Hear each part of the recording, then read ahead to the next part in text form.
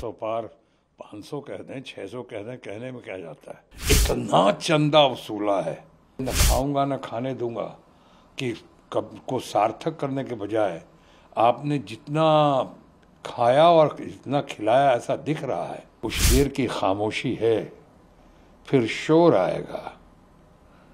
तुम्हारा वक्त आया है, दीदी का दौर आएगा। बंगाल में मैंने कहा था कि बिल्कुल ममता जी से लागू नहीं होने देंगी। उनका कहना कहा हुआ, उनकी गारंटी सही मायनों में गारंटी होती है। उनकी गारंटी कोई मोदी की गारंटी नहीं है। कहने को कुछ भी कह सकते हैं। 400 पार की बात कर रहे हैं, कहीं बाजार से खरीदने की बात कर रहे हैं, चाहे जैसे पहले खरीद बिक्री की थी इन लोगों ने, चाहे कर्नाटका का मामला हो कि मध्य प्रदेश का मामला हो कि गोवा का मामला हो कि नॉर्थ ईस्ट में हुआ हो, वैसे जैसे खरीद बिक्री की है उसके आधार पर अगर कहते हैं हमारे दोस्त कि 400 पार 500 कह दें 600 कह दें, कहने में क्या जाता है।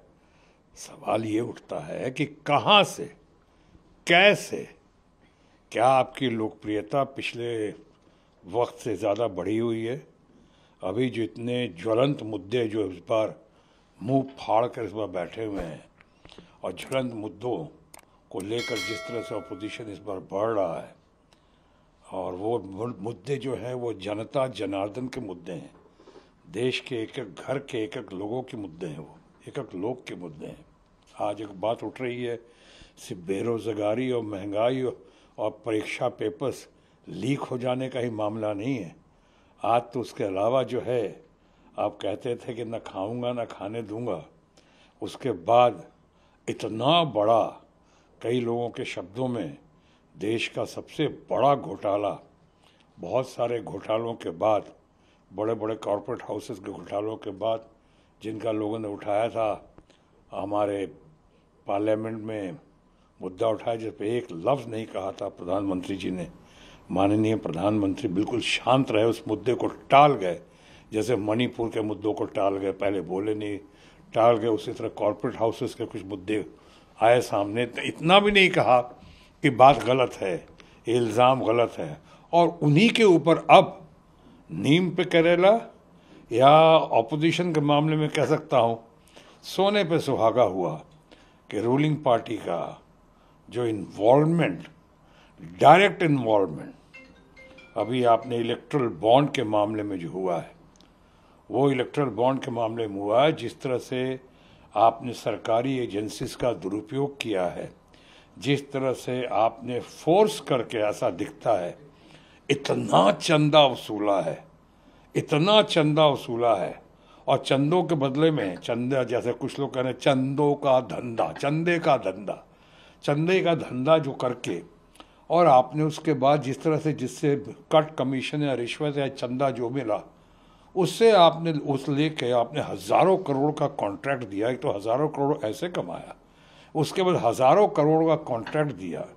कोई लॉटरी वाला है कि सट्टा वाला है, ऐसे ऐसे लोगों को आप, ऐसे ऐसे लोगों से चंदा लिया और ऐसे ऐसे लोगों को आपने काम दिया, या ऐसे ऐसे लोगों को आपने डराया, हड़काया, भड़काया, घबरा गए वो लोग उनसे करके।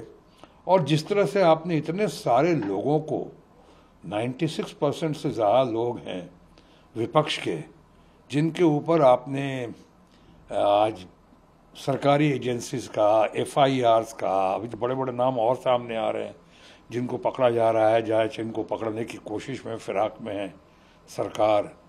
ये डेस्परेट अटेम्प्ट जो सरकार का दिखाई पड़ रहा है, ये न खाऊंगा न खाने दूंगा कि कब को सार्थक करने के बजाय आपने जितना खाया और जितना खिलाया ऐसा दिख रहा है, इसका जवाब तो लोग लेंगे। तो आने कहने का मतलब कि आपकी लोकप्रियता जो है, आप सिर्फ अपने वॉशिंग मशीन में, जैसे अपने कुछ लोगों को या अपोजिशन के कुछ लोग जो आप में शामिल हुए, उनको आपने वॉशिंग मशीन में डालकर उनको निकाला और उनको पाक दामन कर दिया, लेकिन 96% विपक्ष के लोगों के ऊपर सरकारी एजेंसी आपने छोड़ दिया और वो प्रताड़ित हुए और हो रहे हैं आज भी।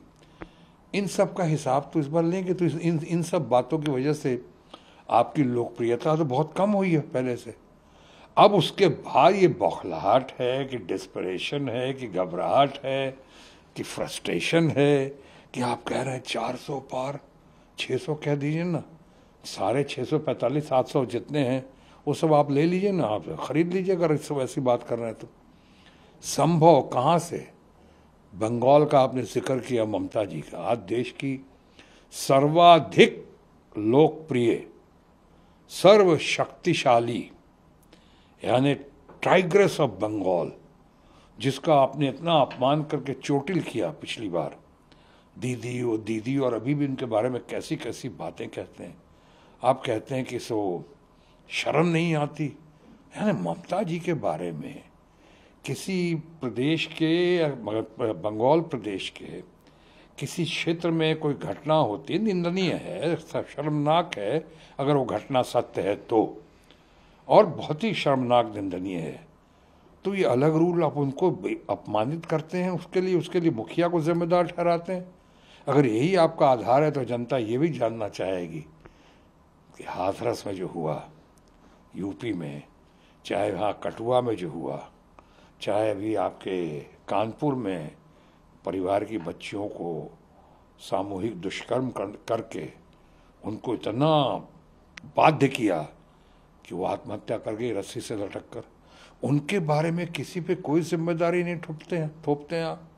उसके मामले में कोई जिम्मेदारी नहीं लेता। वहाँ इस्तीफा नहीं चाहिए, लेकिन बंगाल को जो एकजुट रख के ममता जी ने जिस तरह बंगाल को आज पकड़ के रखा है और जकड़ के रखा है, राजनीतिक दृष्टिकोण से भी, भावनात्मक तौर पे भी, अपने संपूर्ण व्यक्तित्व के आधार पे, और आप कह रहे हैं कि इनको इस्तीफा देना चाहिए और इनका हम बदला लेंगे और उनको ये करेंगे।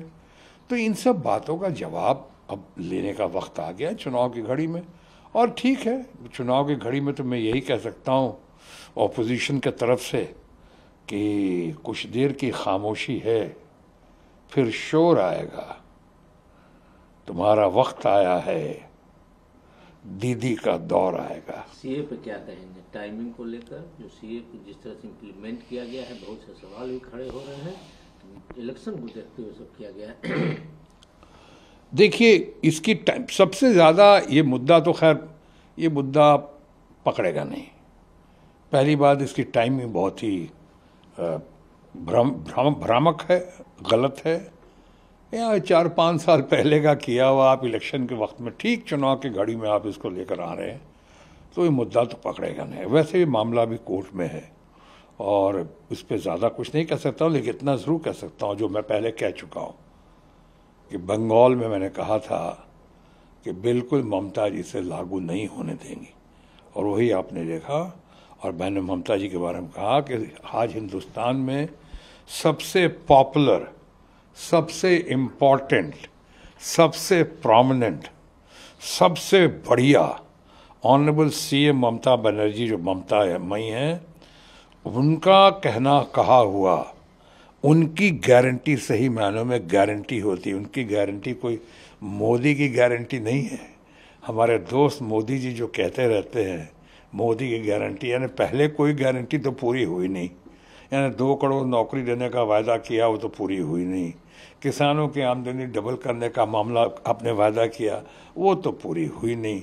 आपने कहा कि अब की परीक्षा, हमने नौकरी जो है और परीक्षा पेपर जो लीक हो रहे हैं धड़ाधड़, ऐसा लगता है कई बार कि नौकरी नहीं देनी है इसलिए परीक्षा पेपर सब लीक करवा देते हैं ताकि नौकरी देने से बच जाए वो।